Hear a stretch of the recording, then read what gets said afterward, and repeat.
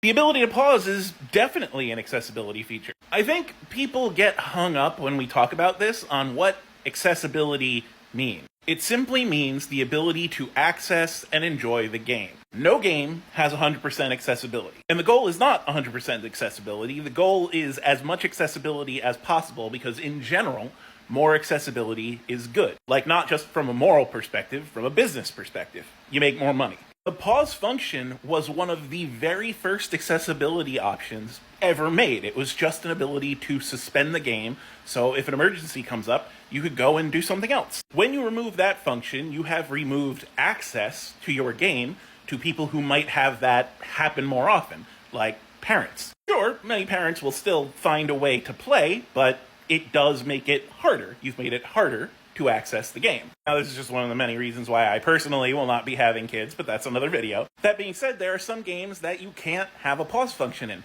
Fighting games are one of them. When you sit down to a fighting game, you kind of have to commit to playing through the match at least. Many game developers know that it's needlessly restrictive to put that same restriction on single-player mode, so you could pause in single-player mode. And there are as many ways to quit multiplayer mode between matches as possible without losing ranking or something. That's upping the accessibility.